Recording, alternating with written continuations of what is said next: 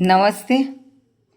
ચાંદરણું રે ચાંદરણું રમવા આવ્યું ચાંદરણું, ચાંદરણું રે ચાંદરણું રમવા આવ્યું ચાંદરણું.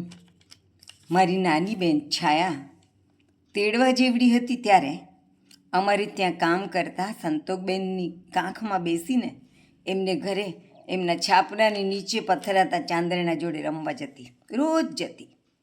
ત્યારે એકવાર એણે મને કહ્યું કે ચાંદરણા છાપરા પરની ધૂળમાં રગદોળાતા નીચે આવે છે. હા, સાચું, સાવ સાચું, ખરું શોધ્યું નાની છોકરીએ. બારીના જાળિયામાંથી કે છાપરાના નળિયામાંથી ઘરમાં ચાંદરણા પથરાય ત્યારે તેના પ્રકાશ પથમાં કેટલા બધા ત્રસરેણુઓ તરતા હોય છે. એની માટે એ એવું બોલી કે એ ધૂળમાં રગદોળાતા નીચે આવે છે. મેં એને તરત એક ગીત બનાવી આપ્યું કે ચાંદરણું રે ચાંદરણું રમવા આવ્યું ચાંદરણું, રચકણની ડોળીમાં બેસી અવની ઉતર્યું ચાંદરણું, છુદાદાની વાતો મુજને કહેવાયું ચાંદરણું, નળિયામાંથી સરતું આવ્યું, બારીની તળમાંથી આવ્યું જ્યાં જ્યાં જોયું કાણું, પેરી જબલું સુવર્ણું, રમવા આવ્યું ચાંદરણું. પછી તો નાવાની ડોલમાં નાવા આવ્યું ચાંદરણું, ખીરની વાટકીમાં જમવા ઉતર્યું ચાંદરણું. પછી તો ચાંદરણું અને ચાંદા મામાના મેં બહુ ગીતો બનાવ્યા અને માણું મીઠુંમાં ગ્રંથસ્થ કર્યા. મને સમજાયું કે બાળકોને એ ચાંદો ચમકે છે એવું સપાટ બયાનીમાં બોલવું ગમતું નથી. એની કરતાં ચાંદા મામા મલકે છે બોલીએ તો એને વિશેષ આનંદ આવે છે. બાળકો સંસ્કૃત વૈયાકરણી કુંતકને કે તેના વક્રોક્તિ વિચારને જાણતા નથી, પણ એની વક્રોક્તિને માણી શકે છે જરૂર. મને છાયાના બાળપણમાંથી શીખવા મળ્યું કે કલ્પનાના પ્રદેશમાં ઉડ્ડયન ન કરાવે તે કવિતા નહીં. પછી તો મેં અને છાયાએ અને પછીની પેઢીમાં હરિઓમ અને હેતલ તથા ક્ષમીન અને એની પછીની પેઢીના રાજવી, ઋષિકેશ, મૈત્રી, દિયા વગેરે બાળકોએ તો મારા એ અવળવાણીવાળા પ્રકૃતિ કાવ્યો બહુ માણ્યા, બહુ ગાયા. એમને એ ગીતો મોડે થઈ ગયા હતા. 1.5 વર્ષની રુદ્રીએ પણ આ મામા છે અંદર, આપણા ઘરની અંદર, જમવા આવે તો બહુ મજા પડે, બહુ મજા પડે, બહુ મજા પડે, બહુ મજા પડે. એ ગીત ઉપર નાચી નાચીને આખા ઘરને ઘેલું કરેલું. એ કાળે તો મને એ ખ્યાલ પણ ન રહ્યો કે મોટા માટેના કાવ્યો લખતી હું આ બાળ કાવ્યોના લેખનમાં ક્યારે સરી ગઈ. અમારી રાજવી, એને તો આ ગીત બહુ ગમતું હતું. જુઓ આ ગીત: ચાંદા મામા લઈ તારાની ફોજ, નીચે આવો રાહ જોઉં છું રોજ. ચાંદા મામા લઈ તારાની ફોજ, નીચે આવો રાહ જોઉં છું રોજ. અને એ આખા જ કાવ્યનું છેલ્લી 2 પંક્તિનું ઝુમખું તો એને બહુ ગમતું હતું. ચાંદા મામા ભૂસકો મારો આ ભટકી ભૂ પર, બાથ મહી મમ ઝીલી લઈશું હું ઝીલવાને આતુર. તો એ ચાંદા મામાને આમ નીચે જમીન દેખાડતી હતી, આમ આંગળીથી કે અહીંયા આવો, અને પછી આમ બાથ ભીડીને કહેતી હતી કે હું તમને આમ બાથ ભીડીશ. બહુ ગમતું હતું છોકરાઓને, આ બધું બહુ ગમતું હતું. તો મારા એ બાલ વાર્તાઓ અને મારા બાલ કાવ્યોની ઉપર આ બાળકો જ એકલા ખુશ થયા હતા એવું નથી. મનુભાઈ પંચોળીએ પણ મને ચાંદા મામા જેવડા ગોળ ગોળ ગીજુભાઈ બધેકા સુવર્ણચંદ્રકને યોગ્ય ઠરાવેલી. ગુજરાત સાહિત્ય અકાદમી તરફથી મને એ સુવર્ણચંદ્રક મળેલું.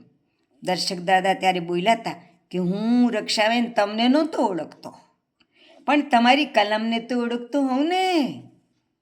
મારા સૂરજમુખી, માણું મીઠું, નિશિગંધા, ધીન તબડક વગેરે કાવ્ય પુસ્તકો એક પછી એક પ્રગટ થવા લાગ્યા ત્યારે કવિ શ્રી સુંદરમ પણ બોલ્યા કે હવે કવિતા પરીને, એટલે કે મને, પાંખો આવી ગઈ છે. પછી હસતા હસતા મને એમણે પૂછેલું કે પુરુષ કવિતા લખે તો એને કવિતા પરો કહેવાય કે નહીં? જવા દો, મારે એક કાવ્ય વિશે કહેવું છે અને એ બહુ મજાનું કાવ્ય છે. એનું નામ છે ચાંદલો ગોરો ગોરો. મને આભલાનો હે મને આભલાનો ટોડલો વાલો કે ચાંદલો ગોરો ગોરો. છોકરાઓને આકાશ બહુ ગમે છે, કારણ કે એમાં ચાંદલો છે. ચંદ્રની અંદર કાળા કાળા બે ડુંગરા દેખાય છે. એવું ન બોલાય, પણ બેક ડુંગર ડોલીને કરે ટવકો કે ચાંદલો ગોરો ગોરો, એમ સજીવારો પણ સર્જાય. કોઈ કહે છે કે ચંદ્રની અંદર સસલું છે, પણ કવિતાના રજત નીરમાં બોલીને એ પંક્તિને એમ બોલાય કે એક સસલું આવીને કરે લટકો કે ચાંદલો ગોરો ગોરો. પૂનમની રાતે સમુદ્રમાં ભરતી આવે છે, એવી અકવિતાની ભાષા ન બોલાય, પણ કવિતાની ભાષામાં ભાષાંતરિત કરીને બોલાય કે ઓલા દરિયાને લાગ્યો એનો ચટકો કે ચાંદલો ગોરો ગોરો. ચંદ્રપ્રકાશમાં ધોળા ધોળા પોયણા ખીલે છે, પણ એવું ન બોલાય. એમ બોલાય, કવિતાની ભાષામાં ભાષાંતરિત કરીને બોલાય કે ગોરી પોયણીને ખણે એક ચૂંટકો કે ચાંદલો ગોરો ગોરો, એમ બોલાય.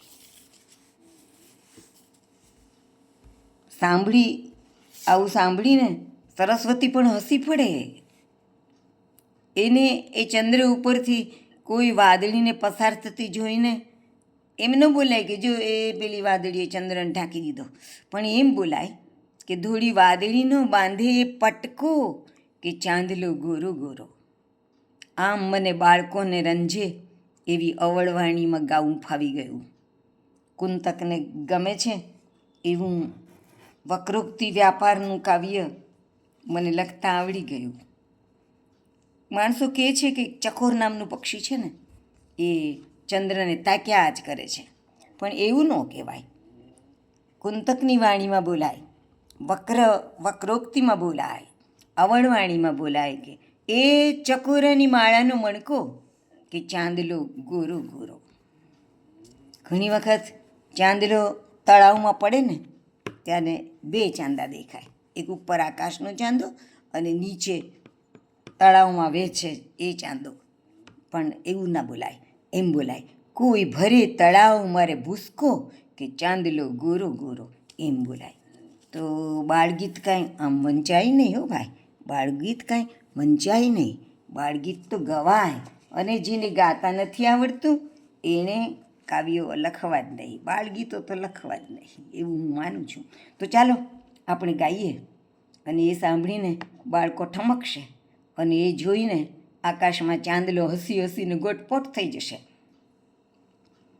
મને આભલાનો હે મને આભલાનો હે મને આભલાનો ટોડલો વાલો કે ચાંદલો ગોરો ગોરો કે ચાંદલો ગોરો ગોરો. કદી વાદળીનો બાંધે એ પટકો, કદી વાદળીનો બાંધે એ પટકો કે ચાંદલો ગોરો ગોરો. એક સસલું આવીને કરે લટકો કે ચાંદલો ગોરો ગોરો. એક સસલું આવીને કરે લટકો કે ચાંદલો ગોરો ગોરો. બેક ડુંગર ડોલીને કરે ટોકો કે ચાંદલો ગોરો ગોરો. બેક ડુંગર ડોલીને કરે ટોકો કે ચાંદલો ગોરો ગોરો. ઓલા દરિયાને લાગ્યો એનો ચટકો કે ચાંદલો ગોરો ગોરો. ઓલા દરિયાને લાગ્યો એનો ચટકો કે ચાંદલો ગોરો ગોરો. એ ચકોરાની માળાનો મણકો કે ચાંદલો ગોરો ગોરો. મને આભલાનો હે મને આભલાનો ટોડલો વાલો કે ચાંદલો ગોરો ગોરો. બેક ડુંગર ડોલીને કરે ઠોકો કે ચાંદલો ગોરો ગોરો. એક સસલું આવીને કરે લટકો કે ચાંદલો ગોરો ગોરો. કદી વાદળીનો બાંધે એ પટકો કે ચાંદલો ગોરો ગોરો. એ ચકોરાની માળાનો મણકો કે ચાંદલો ગોરો ગોરો. ગોરી પોયણીને ખણે એક ચૂંટકો કે ચાંદલો ગોરો ગોરો. ગોરી પોયણીને ખણે એક ચૂંટકો કે ચાંદલો ગોરો ગોરો. કોઈ ભરે તળાવ મારે ભૂસકો કે ચાંદલો ગોરો ગોરો. કોઈ ભરે તળાવ મારે ભૂસકો કે ચાંદલો ગોરો ગોરો. કોઈ ભરે તળાવ મારે ભૂસકો કે ચાંદલો ગોરો ગોરો ગોરો ગોરો ગોરો ગોરો ગોરો ગોરો ગોરો.